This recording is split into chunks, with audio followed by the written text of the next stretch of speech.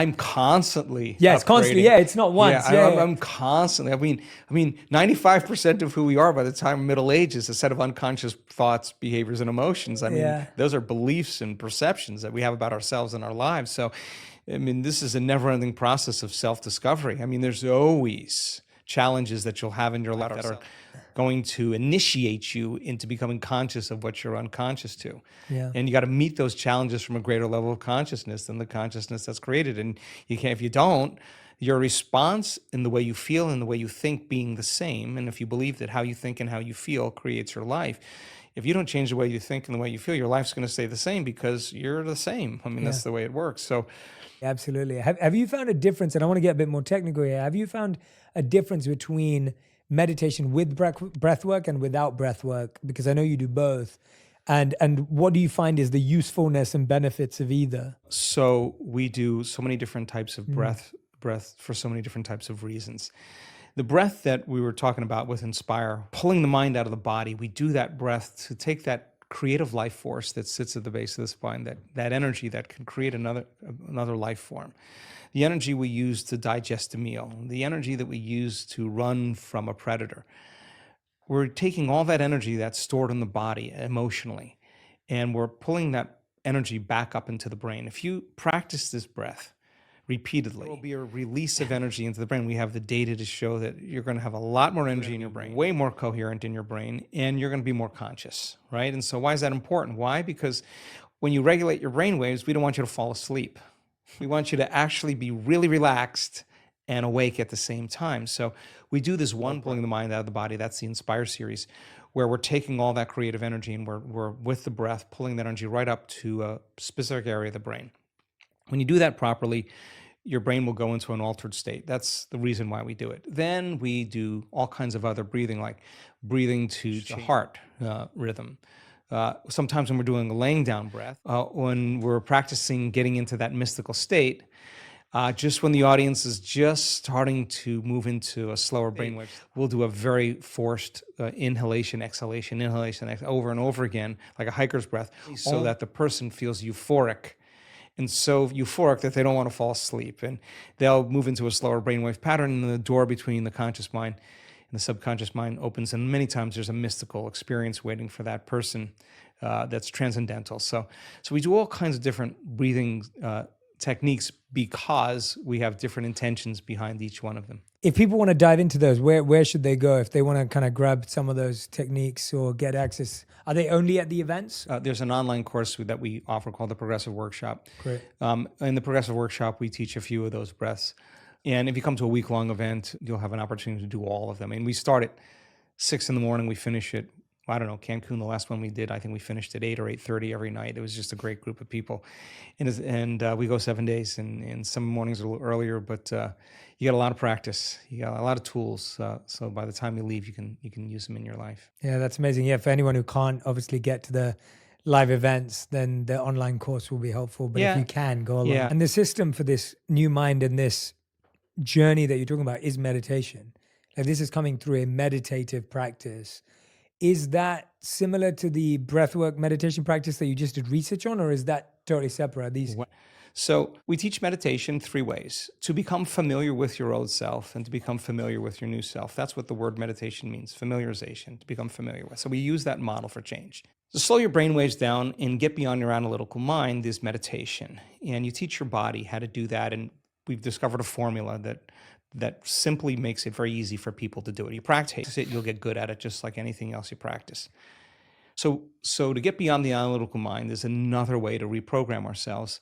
And then meditation is really about getting beyond your body, or disconnecting from your body, disconnecting from your environment, and forgetting about time. And that is that eye of the needle where we begin to make the most significant changes. So one of the cool things that we've discovered is that we have so much compelling data to suggest that you're greater than you think, more powerful than you know, more unlimited than you could ever dream. We have compelling data to suggest that your nervous system is the greatest pharmacist in the world, that it makes drugs that work better than any drug in a drugstore. A drug study is about 18 to 25% cause and effect causality. Our data is between 75 in 85% cause and effect. This is a person creating their own pharmacy of anti-inflammatories. Of a person's transformation has changed my belief in what's possible. I have seen people stand on the stage with stage 4 cancers that were in every single organ in their body that metastasized, and they have no sign of cancer in their body.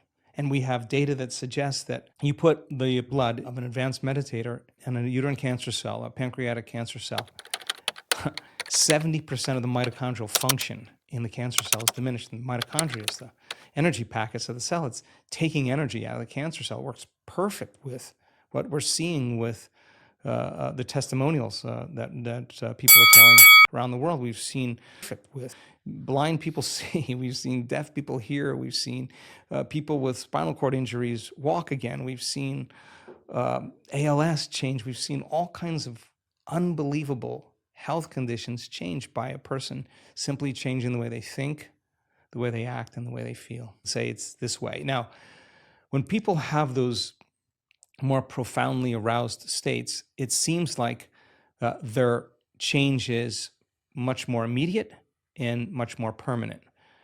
But for the most part, we see people's response pretty dramatic. Now, it's also important to say that we have seen people heal from terminal cancers, stop feeling those elevated emotions and return to responding to the circumstances and conditions in their life and return back to the same personality. You have a problem with a coworker, you have a problem with your partner, whatever it is that you used as an example, and you have to give a presentation. Now, you really have one of two choices. Either be victimized by those conditions in your life and you stay in that emotional state, and I'll say to you, Jay, why are you that way? Well, I'm this way because of this person, this circumstance. That person or circumstance is controlling the way I feel and the way I think. Anything that controls the way I feel and the way I think, I'm victim to, right? Okay. Or I actually can be a creator now. Okay, so when it's the hardest, it matters the most. Okay, so there's going to be a story, a valid story that's going to go along with those emotions that you're going to have to give up, that you can address at another time from a different state.